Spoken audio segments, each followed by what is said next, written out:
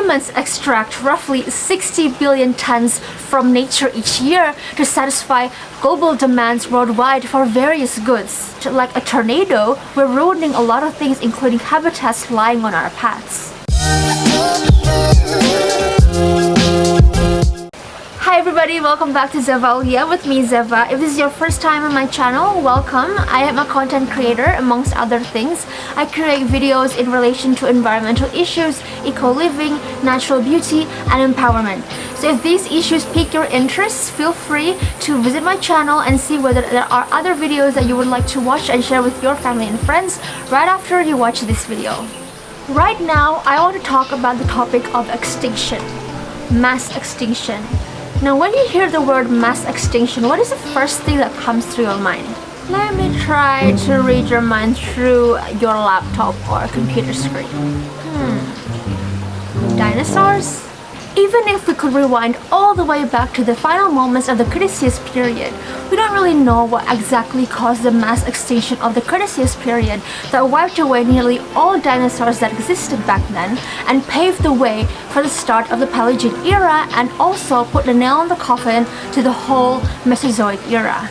Is the extraterrestrial impact hypothesis that's correct, or is it the massive volcanic hypothesis that's correct? It's really hard to tell. It's very complicated to conclude, especially the fact that during those days, well, humans didn't exist yet. But let's fast forward to today and talk about the mass extinction that might be happening right around the corner. And this is not a stuck hypothesis like the dinosaur situation.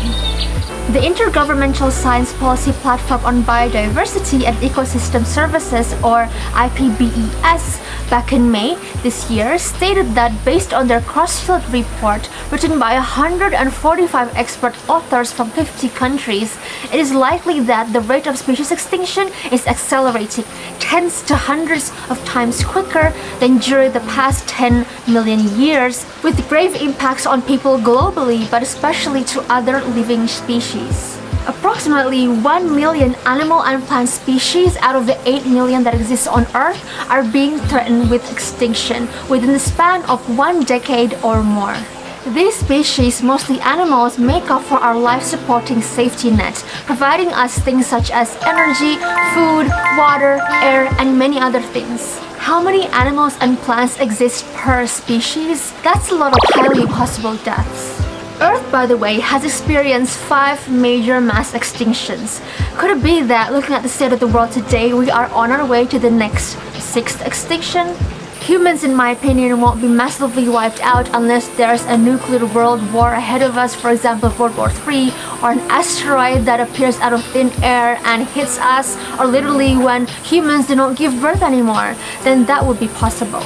But what is for sure is that at this very moment, there are high possibilities of plants and animal species being wiped out into mass extinction by, for the most part, us humans.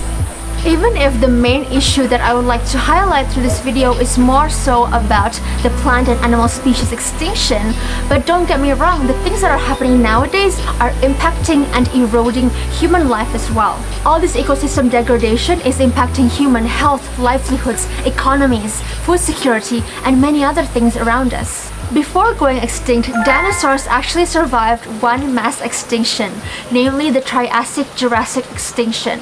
But what about animals and plant species nowadays? What about them? Will they be able to possibly survive the possible upcoming mass extinction caused by human activities and human actions? Humans have severely altered 66% of marine environment and 75% of terrestrial environment in the name of human development, which includes to satisfy our over-excessive consumption patterns. There is a 15% increase of global per capita consumption of materials since the 1980s. Humans extract roughly 60 billion tons from nature each year to satisfy global demands worldwide for various goods. This type of harvesting is obviously unsustainable. Example, because of overfishing and no room for natural replenishment, the total fish in the sea could fall by 25% by mid-century. Since the 16th century, at least 680 vertebrate species have become extinct. Since the 70s, there is a 60% decline for vertebrate species, excluding humans of course, more than 40% amphibians, 33% reef-forming corals, and more than a third of marine animals are now threatened. To put icing on the cake, as we know, pollution is rife, which makes things worse. Global trade has introduced invasive species with devastating effects to various countries. There is a 70% increase since the 1970s of invasive alien species across 21 countries. No, it's not a Star Trek or Star Wars situation. It is not those alien species. These are certain types of plants, bugs, rats, snakes, and other types of species that wax the balance of the local ecosystem. Think that road traveling has no side effects?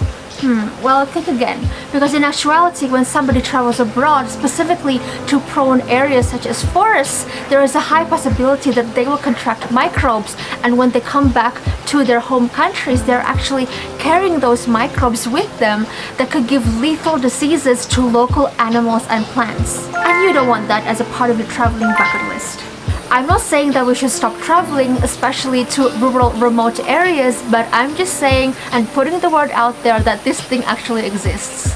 There is also the agricultural dilemma where unsustainable practices of farming is still widespread and mass organic farming is still too expensive. Fertilizers entering coastal ecosystems and creating over 400 ocean dead zones, totaling to 245,000 square kilometers, the size of the UK. There's pesticides and bug sprays killing pollinators and insects that are also food for some animals, and these problems just add up. We are also lacking in securing the biosphere to protect the climate and buffering us from extreme weather. Up to 60% of global fossil fuel emissions are supposed to be soaked by forests, oceans, etc. But like a tornado, we're ruining a lot of things, including habitats lying on our paths.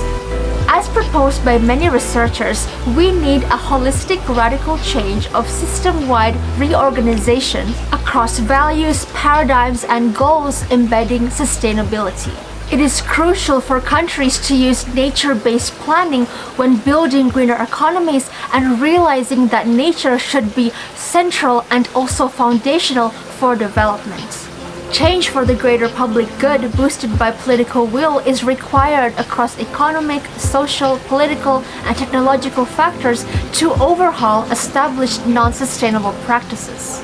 We need to adopt integrated management and cross-sectoral approaches. Loss of biodiversity is an environmental issue, but it is also an economic, social, security, development, and moral issue. And this won't be an easy process because many people out there are still comfortable with the status quo, but it has to be changed. There is a need to reform hundreds of billions of dollars in incentives and subsidies that are currently given to the agricultural, forestry, fishing, and energy sectors that in actuality exploits natural resources. It should be redirected instead to incentivize more to nature protection and restoration to create more balance.